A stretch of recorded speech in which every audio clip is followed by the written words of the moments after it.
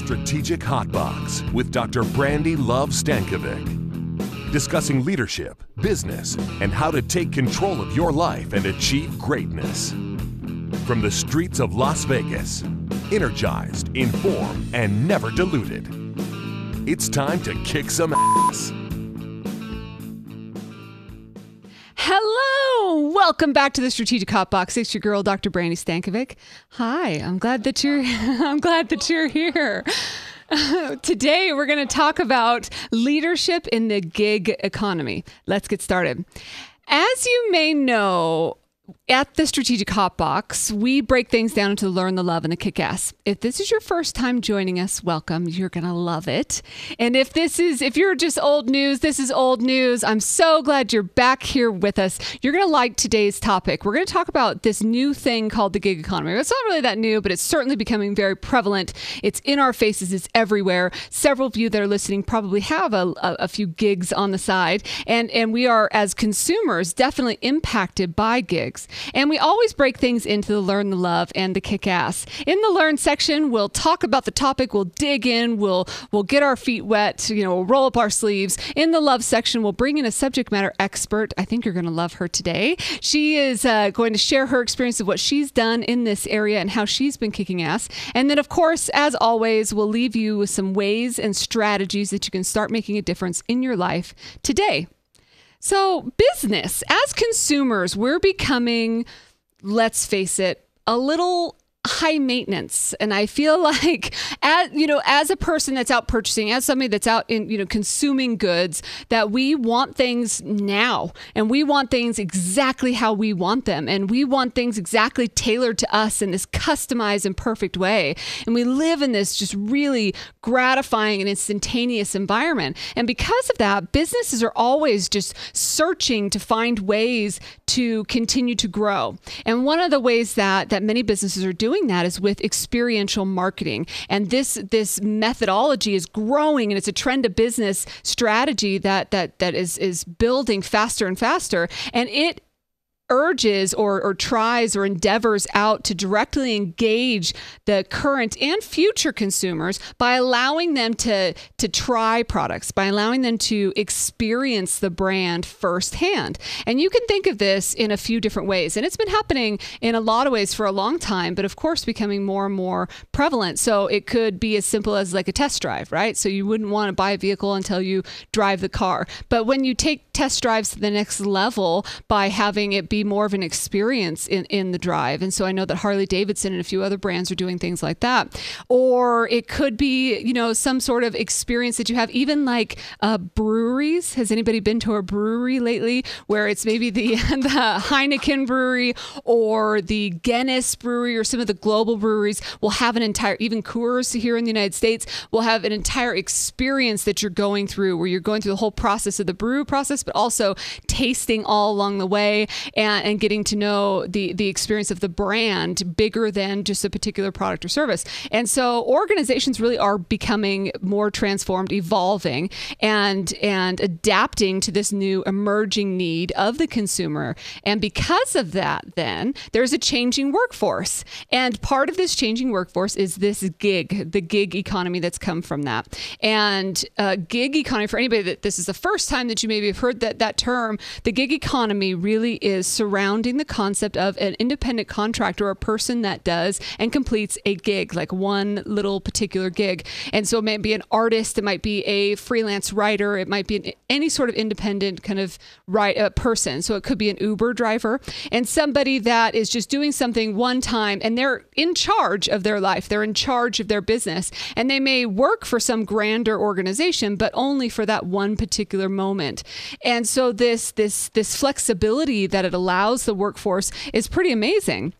And many people, gone are the days where you're just going into the cube every single day and living the kind of, ring the bell and head off to lunch kind of work day. And so many people are talking about how they started this business or this idea at the kitchen table, and then they went to the garage. And then I literally had that conversation with somebody just recently that she started making crafts or making this thing that she was doing in her house. And then it became bigger and bigger. And now she goes out and does them in these short little gigs. And organizations like We WeWork or any of those others allow these environments to happen where executives don't have to really be just stuck and you can be more free floating. But there's a lot of dynamics that happen from that. It's how do we continue to motivate the people that you're hiring? So from an organizational perspective, how do you motivate people that are in those that you're hiring for gigs? As a person that is doing gigs, how do you get more gigs? How do you get involved with organizations and get involved in the experiential marketing so you can, have those relationships and continue to build your own personal brand? And all of the different things, in that work within that. One experience that I've had in this realm is I worked with Aid for AIDS Nevada, and we've had them here on the show, and we've talked about a few of the events that they've had, and it was always with me from a volunteer capacity, but their big black and white party is a gala of having everybody get together and really focus on fundraising and that type of thing. But we have all the Vegas shows and artists and different people come and allow the consumers and participants in the show and the event to use the products and services. So there could be MAC cosmetics, there could be the different shows and they're interactive, or it could be, alcohol booths, or it could be food, etc. And all of them do it in a very experiential way. And all the people they hire are very gig based. And I, at first, being the event coordinator for some of those events, I didn't realize that. And so I was just trying to coordinate. I thought I was coordinating with Mac. And then I'd have people show up and say, hey, I'm a model for this. And I'm like, for what? Who are you? And I didn't, it took me a while to kind of wrap my head around how best to manage when people are in that environment and what that looks like. And yet, when you have an event like that, AFAM puts on some of the best events ever, because it has this next level of really interactive dialogue, kind of the whole idea of experiencing something grander, experiencing the brand of the organizations or the organizations that participate. And so brand ambassadors then are the people that are out there and become part of that. And yet, as a person that's doing that, it can be really hard to find jobs. And a lot of the gigs aren't very long term. And as a person that's leading that, how do you keep them excited? How do you keep them engaged? And then if we go back from the organizational standpoint, if you're thinking about doing some experiential marketing, how do you even start in that process? And for those organizations that are spending big portions of their budget in order to do it, how do you continue to draw and make it exciting for the consumer every single day? So there's a lot of questions that I have. I feel like more questions than answers when it comes to this topic. But the good news is we have ourselves a subject matter expert. So today we are going to talk with Miss Patricia Barretto. She is a marketing expert. She's been doing this a very long time. She has her associates in marketing from the University of Hawaii. She's also been to the University of Connecticut. She also has a bachelor's in business administration from a university in Brazil. And I have the name of the university here, but I think to all of my Brazilian friends that are listening, I'm not even going to try. And I know that and a few of my friends are really going to be sad and mad at me for not trying. But she's a project manager. She's also a certified meeting planner. And get this, she's a former pro triathlete and a level 1 sommelier. So she is literally got all these amazing skills, and I can't wait to hear how she's making it happen in this gig and experiential marketing front. So please help me say hello to Miss Patricia Barretto. Hi, Patricia. How are you? Hi. I'm doing great. How are you? Very good. Thank you for being here. Thank you for having me. And you have the most amazing smile, I tell you. For those that are just listening to our podcast today, they definitely should come to log in to watch a little bit of the video. You're brightening a room. So we urge them to do that. Thank you. So tell us a little bit about your journey in this area. I think I've been a leader since I was a baby. I was always the one that people would push to the front of the crowd to speak on behalf of. I remember in school, all those school projects in college, I was always the one that got picked to go to the front of the room and say something. I just never had a shy personality. I've always been very outgoing. So that kind of came naturally, of people naturally pointing me to be in the front of the crowd. Mm-hmm. And when it comes to work, I think that just translated. I started as a brand ambassador.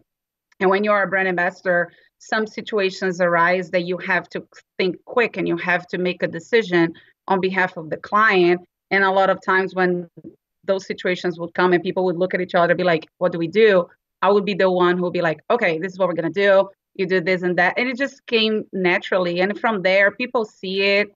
And then you start getting invites, and then you start getting more gigs, and then you move on to supervisory roles and management roles and so on. So it kind of happened naturally to me. It wasn't really planned. It just happened.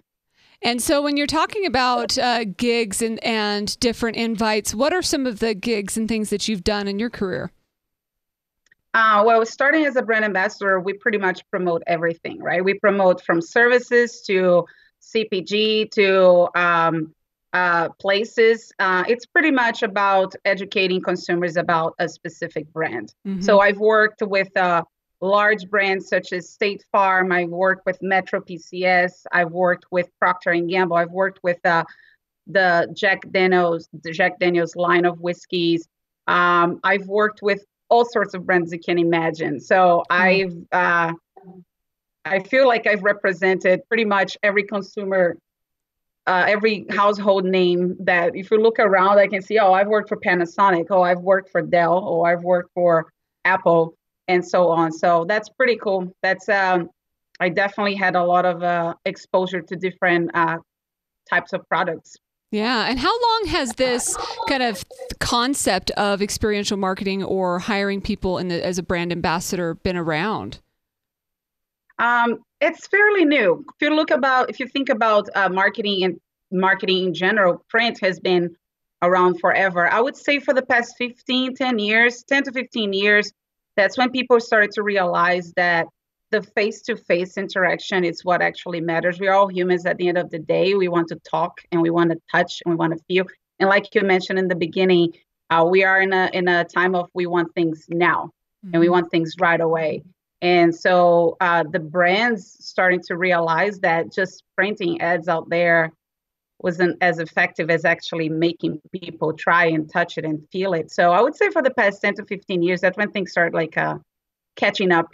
Right. On experiential marketing. It's really interesting you say that. And the reason I asked is in my past, I worked for Bally's Total Fitness in California, the brand. And we were a hype team, like a fitness dance hype team. And so we would go to events and be the people to be like, here, try this and do that. And I was thinking that we actually worked for them long term, and gone are those days. You know, that model, and maybe I'm dating myself by even saying it, but that model just wouldn't even exist anymore. They would have people that were more gig based, would they not? That's true. That is true. It's a trend. Mm-hmm. And it's funny because I've noticed that there are even college degrees and certificates that focus on that didn't exist about 20 years ago. And now people can go to college and get certifications on experiential marketing alone, which mm-hmm. is pretty cool. That is cool. So how do you engage then? If you've worked with lots of teams, and I was sharing a little bit of my experience with events and performers, how do you engage those that are part of the gigs and the independent contractors? That is probably the biggest challenge that we have with this industry, right? They're not employed by the brand. They're there to do their work for the day or for the hour or for the week, and then they're gone. So for me, I like to empower people, right? I like to empower my team and make them understand how important they are for the big picture. They're not there just to make that extra $100 or whatever. They're there to represent a brand. So I do always team huddles. And before those events, we always talk about the brand. I like them to understand the value of the brand. That's something that's very important because that's how we can portray truth to the consumer, and people notice that. So if you're just speaking on behalf of a brand that you don't really believe, people are going to notice that. So I talk to my team about the value of the brand, how important that brand is, and what this brand is bringing to that specific target market on that event that we are,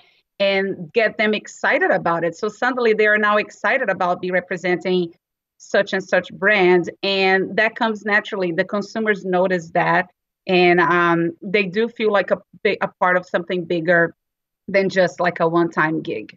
So it's really letting them feel empowered and making sure they understand the value of the brand they're representing at that moment. And that's something that can be applied to organizations regardless of how long-term the employees are. But I love the idea of team huddles as well as tying it back to the big picture. Now, have you ever worked for an organization where you were just like, I really actually don't like this company and, but yet I still have to smile and be happy?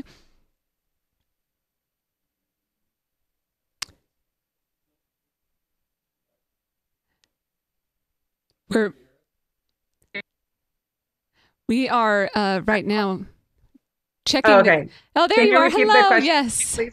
And just for anybody that's listening here on the podcast, as you know, we manage this live and right in front of you. So the connections and all of these things from people, subject matter experts that are in the field making this happen, that's all part of our show. So thank you for listening and being a part of it. So what I was just saying is, have you ever worked with an organization that you didn't necessarily believe in the big picture brand? I probably have brands that I only haven't used, or I personally wouldn't. I would probably use the competition. But again, I do a deep study on the brand and what they want beforehand. Of course, I never take a job or an event with a brand that I just heard for the first time. So there's positives about everything, right? Sure. Every brand, everything brings some value. So even if it's a brand that I not necessarily use at home or my personal life or professional life, I will find a value on whatever that brand is offering. And then that, again, it's focusing on the positive, focusing on what is good, and then passing that message along. I love that. So it's kind of like the struggling actor early in their career when they have to do like the STD commercial or something. So, you never know what you're going to get yourself into. But hey, it's the big picture, right? It's got to be helping some people somewhere. So what challenges do you face? What are some examples of some problems that you and the team are solving? I think in this industry, it's how quick things change the day of the event. Sometimes you spend weeks or months planning an event, and we have a list of assets, and you have a footprint laid down, and then you have a certain amount of brand ambassadors or team leads working. And then the day of the event, we get there to set up, and the organizers decide to change everything. Suddenly, the entrance is in another place, or the stage is no longer there, and you have to think quick. You still are there to deliver the message. You still have to do what the client wants to do, but you have to work with the tools you have. So that definitely thinking fast, and it's just like being able to work with what you have in a short notice. That's something that happens pretty much every time. And then because I've been doing this for so long, I kind of got used to it. I always have like my extra assets or extra people or extra phone calls that I can make. I always line those things up because I know that it can happen. But that's probably the biggest challenge in this industry is how quick things change, and you just have to make it work no matter what. And what, from an organizational perspective, what could companies do to make the process better for those that are getting into this? So, because I imagine several of the companies that you've worked for, it's a better experience for you as a gig leader or experiential marketing leader, and then other companies, like some take care of their people better. What are some things that organizations should do to take care of the people? Right. I think that's probably the most important thing. You can spend millions of dollars in a campaign, but if you don't take care of your people, they're not going to stick around, especially if they're independent contractors, because there are several other brands and gigs that they can take. So the goal is to get them feeling, like I said, feeling that they matter. I do host quarterly trainings with my team. I do recognize top performers. I'm pretty big on praising and giving them credit for the good work they've done. And that helps. Like I've had teams that stayed with me on programs for 3 years in a row, which is very hard in this industry, again, because people are just taking gigs everywhere. So I think it's for an organizational standpoint, people matter. People matter. And it can be an extra hour of pay, or it can be a gift card, or it can be a recognition during a training. But people want to feel appreciated. They want to feel, like I mentioned before, that they are part of a big picture. They're not just there disposable brand ambassadors that they're just going to work and never work again. So I'm very strong on empowering my team and making them believe that they are important. I couldn't do my job if I didn't have them. Neither the brand would exist, nor their campaign would exist if they weren't the people that were out there in the field talking to the consumers. So people matter. That's how companies should see that. Absolutely. And why should companies then, why would we urge people and organizations to look into experiential marketing if they aren't? I think that today, again, like I said, there is no substitute for a face-to-face interaction. I know that now we are in the age of technology and WhatsApp and Twitter and whatever. Everything is virtual, but nothing would ever replace a face-to-face conversation with another human being, right? We're all humans. We are all made to connect to each other. And again, nothing will, you can't make somebody touch a product through a screen. You can't make somebody smell a food through a screen. You can make somebody evoke some emotions through music when they are in an environment through a screen. So I think experiential marketing is what the companies could get the more ROI, the best ROI, because that's where it's directly affecting that other human being right there, right now. And there's no substitute for that. I think that's a waste if companies do not invest their money on it. That's definitely where they can get the best bang for their buck when it comes to marketing. I love it. I'm sold. You've sold me. What was an unexpected learning that you've had in all of your experience?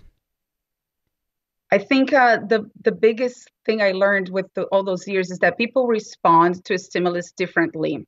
So sometimes a company can spend hundreds of thousands of dollars in a campaign focusing on the visual appealing of the things, but they choose a demographic or an event where people don't care much for virtual reality or TVs. They want to eat something. They want to touch something. So all that money goes to waste because you can have the beautiful setup that is visually appealing, but that's the wrong demographic. So I think that the biggest lesson I learned with all those years is that we need to study our target market as much as we can so that we can tailor that message. And each event can be tailored to exactly what those people want to do and exactly who they are, the language they speak, the kind of activities they like to play. It's not a one size fits all. It's definitely not. So experiential marketing is a tailored approach, and that needs to be done every single time for every single event, because every single event we're going to have somebody different there. Sure. So that's probably the biggest lesson that I got from that. I love that. And learning every single time is important too. I love that. So can you share a funny story or something crazy that's happened? Oh, yeah. That's actually very recently. We were activating at a UFC fight here in Arizona. And then I had this arcade game, like a punching bag where you punch and then you see how strong you are. And guys are super competitive. So we got a busy footprint. But what they didn't know is that there's a switch that is for male and female. And I switched to the female and I punched it.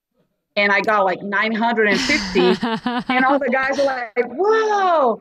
This chick, like how? And then they start calling their friends, and suddenly, last thing I knew, we had 100 people in my area because they were so competitive. Like, God, did you see that chick? She got a broken foot and she got 950. And I was just sitting there, I was like, wow. And like, whatever needs to do to get people to my booth, I would do it, right? They never knew. Well, now they probably would know. So the secret is out. Yes. But that was funny because I was like, hey, I work out, don't judge.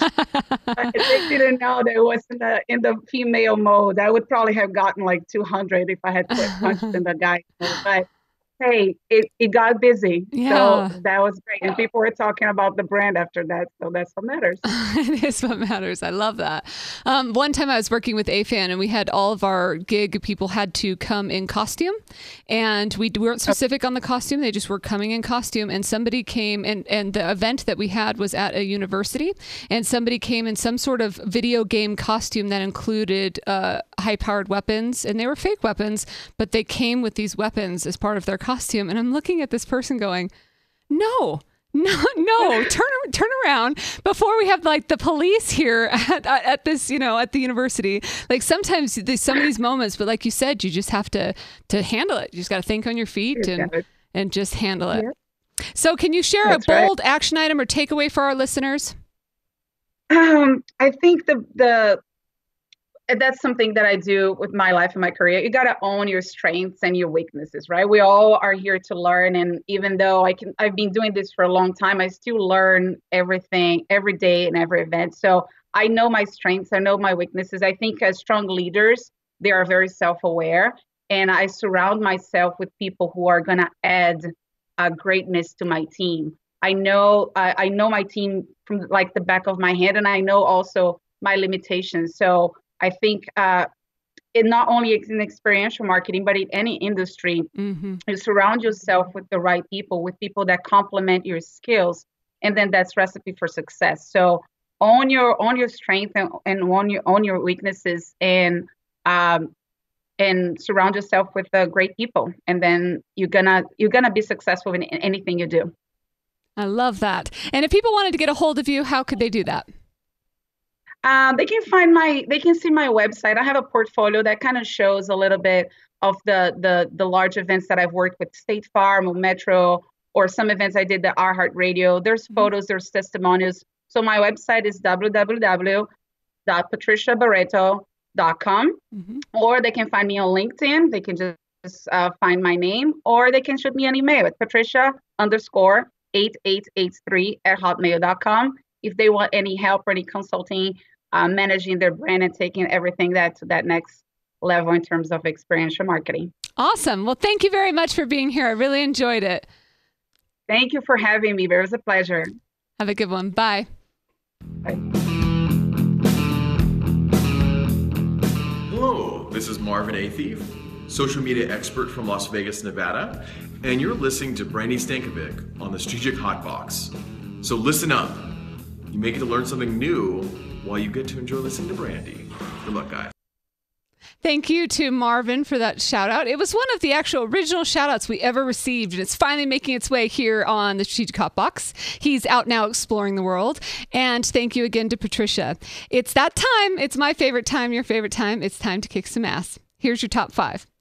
Number 1 is understand all the roles. One of the things that Patricia shared with us, and I really believe when it comes to leading a team of people, is know what it is that they do. And so if you have to step in, step in. And that doesn't mean micromanaging. That doesn't mean not being able to elevate yourself, because guaranteed most CEOs can't do the jobs of their teams. But be aware of that. Don't be afraid to ask questions. Don't be afraid to understand the roles. So if in fact you don't have somebody there, you can think fast. You can, think on your feet, move quickly, and step in where needed.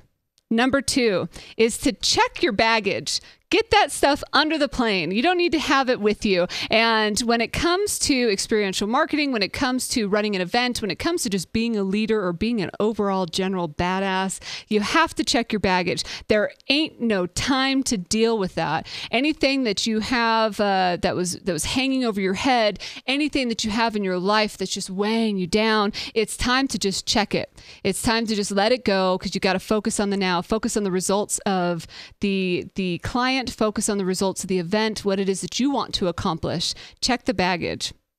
Number 3 is practice the problem solving. Think through the event, think through what could happen, did happen, and then after, debrief and have the pre-huddle as Patricia shared with us. Have a post-mortem, a post-debrief to be able to talk about some of that and practice that problem solving. Number 4 is to be resilient. Above all, the event must go on. Even if the footprint changes, even if the entire event changes, you have to keep moving. It doesn't matter, rain or shine. Life moves on. And so we as leaders, as people that are trying to drive for success, must be resilient. And number 5 is to smile. I think we had an amazing smile on the show today, but the biggest learning in this is that your client at the end of the day, the consumer at the end of the day, don't care all of the issues and baggage and challenges that you've been facing. They just want to have a good time. They just want to experience the brand. And so it's up to you to make that happen and smile. That's your top 5 kick ass.